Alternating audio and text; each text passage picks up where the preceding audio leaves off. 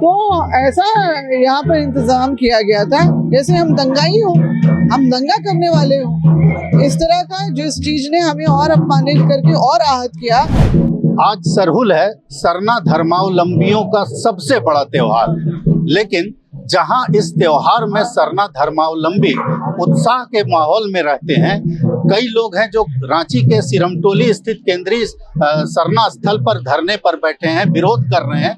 विरोध सामने बन रहे रैंप का है, फ्लाईओवर का जो रैंप है उस रैंप को लेकर के विरोध है। हमारे साथ उस विरोध की अगुवाई करने वाली पूर्व कैबिनेट मंत्री गीताश्री उरांव जी हैं। गीताश्री जी, क्यों विरोध, आज के दिन क्यों विरोध? देखिए, विरोध तो इस बात का भी था कि हम अजय तिर्की का प्रवेश वर्जित है और साथ ही साथ हमारे राज्य के मुख्यमंत्री इनके तरफ आदिवासी समाज ने अपने आस्था के केंद्र के संरक्षण का जो पूरा उम्मीद लगाया था और बार बार जो अपने जो प्रदर्शन के द्वारा उन तक अपनी बातों को, क्योंकि वो हमसे एक दो बार तो मिले, उन्होंने हमेशा टालने की बात रखी का ही रवैया रहा उनका, कभी भी संवाद नहीं। बल्कि बीच के लोग जो इस तरह के लोग जो है तिर्की प्रशासन बोलता है कि वो कुछ कर रहे हैं तो वो हमसे सीधा संवाद क्यों नहीं करते?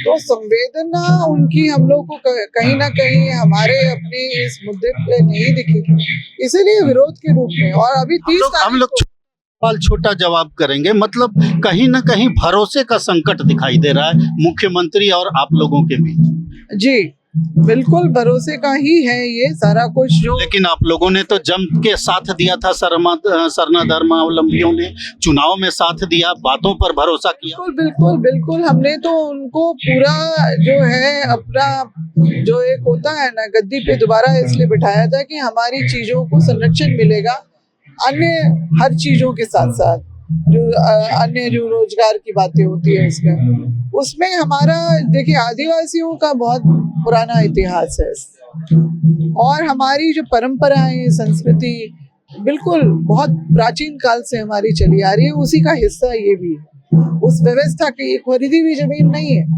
और जो इसका जो एक मेरे पिताजी ने भी इसको पुनर्स्थापित करके शोभा यात्रा जो हमारे सभी आदिवासियों की समरसता, एकता, सौहार्द का जो प्रतीक बन गया था, उस पे इस तरह से जो रैंप उतरने से जो लगा, तो हमने उनके संज्ञान में डाला और उम्मीद की कि कार्रवाई करेंगे। उन्होंने हर बार टलावे का ही जो है रवैया दिखाया और उसके बाद कभी भी कोई कार्रवाई होने का भी संदेश कोई हमारे पास ये नहीं आया कि हम आपसे सीधा संवाद करें ना, हमसे बोले। जब हम उनसे सीधी बात कर चुके हैं तो वाया मीडिया हम लोगों को नहीं चाहिए, किसी के बोलने से हम नहीं मानेंगे। बल्कि FIR हो गया आप लोग पर हुआ उस दिन 30 तारीख को, जो हम लोग यहाँ आना चाह रहे थे प्रदर्शन ही करने के लिए, तो ऐसा यहाँ पर इंतजाम किया गया था जैसे हम दंगाई हो, हम दंगा करने वाले हो। इस तरह का जिस चीज ने हमें और अपमानित करके और आहत किया, लोग सभी आहत हुए। और फिर जो भी हुआ यहाँ पर और जो बातें आई कि हथियार छीनने का, या वो तो खैर वीडियो क्लिपिंग है, एक आध पेपर ने छाप दिया। एक अंतिम सवाल जानना चाहेंगे, लगता नहीं है आप लोगों को कि इसका विरोध करने में आप लोगों ने देरी कर दी? जब बन रहा था तो आप लोग कहाँ थे? बहुत सिंपल सा सवाल है इसका कि अगर हम विकास विरोधी होते तो 3 साल पहले ही हमने विरोध करना शुरू कर दिया होता। मगर कोई एक व्यवस्था जिसमें आए दिन यहाँ के लोग भी फंसते हैं, ट्रैफिक जाम से मुक्त कराने के लिए तो फ्लाईओवर बन रहा था ना, कनेक्टिंग फ्लाईओवर। मगर क्या हम देखते हैं, फ्लाईओवर जो कनेक्टिंग था उसको डिस्कनेक्ट कर दिया गया 2 जगह। एक तो आपका बहू बाजार में उतार दिया गया, दूसरा ये तो और बड़ी गलती जो एक षड्यंत्र के तौर पे हुआ है, हमारे आराध्य के स्थान पे जो यहाँ हजारों लाखों की संख्या में लोग आते हैं, वैसी जगह में यहाँ पर रैंप को लाने का मतलब क्या है? अवरोध पैदा करना।